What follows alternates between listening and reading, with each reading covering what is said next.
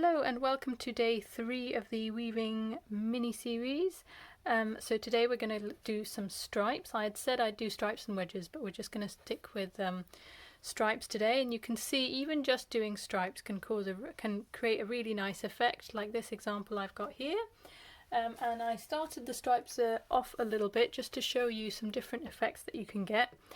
So if you look at this first grey section, I alternated 2 greys with 2 blues, and then I did a 1-1-1-1, so alternating grey and blue one at a time.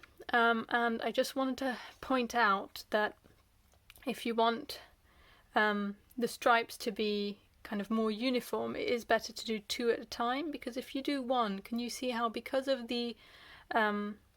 if you alternate only 1 row, 1 pick of each colour, you will always go over the same warp thread with the same colour, and that's what creates almost like vertical stripes as well as the horizontal ones, and that can have a really cool effect, but if it's not the effect you want, then do be careful. I suggest alternating 2 rows at a time, or more, 3, 4, 5, whatever, in order to get the different stripes kind of more even and more pronounced than when you alternate 1 by 1.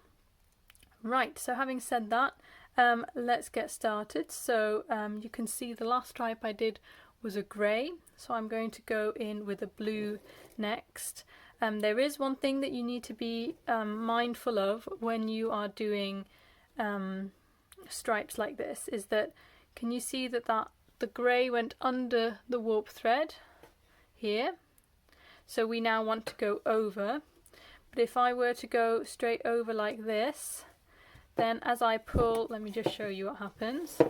As I pull the shuttle through, you will see it's not really held in place by that first warp thread there. So in order to avoid that, let me just undo what I've done there.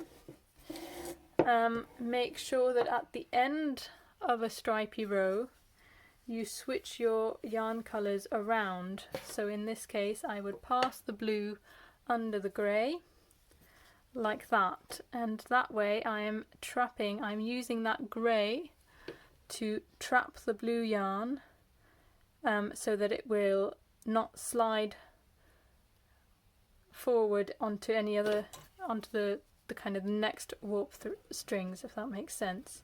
Right, so making sure I go over, under, over, under. Let me just show you that again. I'm using my bar heddle here to make sure that I'm going over, under, but speeding things up. And you can see, like we did previously, you can go back and watch the other videos if you like. We were under that warp thread with the previous pick, so we now want to be over that first warp thread, and because I've got an odd number of stitches, I'm over the first and the last. Right, and again, don't pull too hard. We don't want the sides kind of bunching up on themselves, but equally don't leave it too loose. It's a fine balance. Right, I'm sorry, I've got to have the light on because it's just so grey these days. There is no time to film where I don't need an artificial light on. Right, and then if we now wanted to do a grey row, we would then switch. We were like this before, so we would switch the bar heddle and then push the grey through, like so. And you can see how now, because we had caught that grey, we had used the grey to catch the blue, it's now inversely, the blue is also catching the grey to a certain extent to prevent it from sliding back onto the second warp thread. Okay, so yeah, it's just really important at the end of a row to give it a little twist, wrap the yarns around each other once. So now if we just do the same thing on this side, you can see if I were to weave straight back on here, like so, we would end up with that blue yarn. The blue yarn would not be looped around that corner one there because we'd be going under like this. So to prevent it falling back to there, we're going to pass the blue under the grey and then weave across as normal.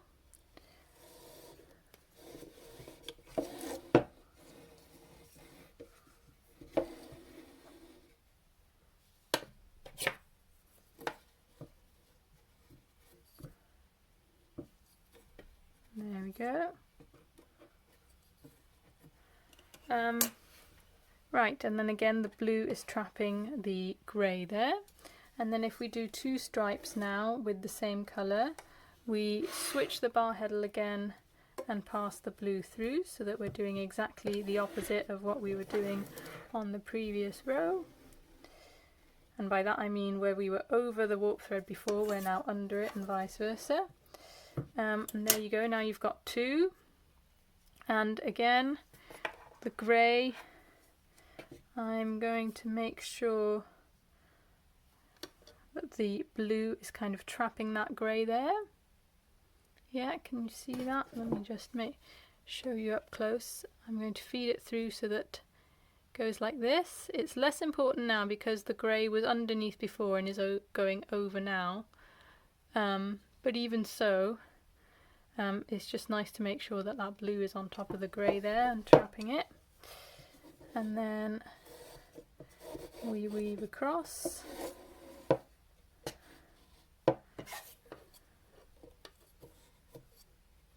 And then, that's a bit too loose. And then if I just come back with that grey quickly.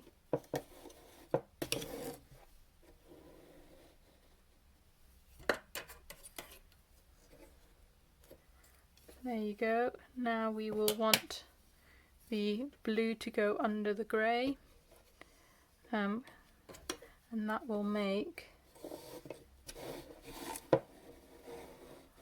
create on the edge where you're swapping colours, that will create a kind of relatively neat little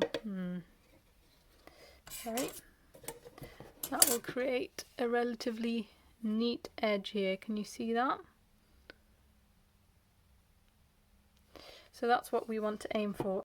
If you want to do a wider stripe of one colour, I would recommend kind of taking the other colour and kind of carrying it with you as you go up. So in this case, before I go on to the 3rd row of blue, I want to kind of overlap the grey and blue once more and almost wrap the grey with the blue before I go into the next row.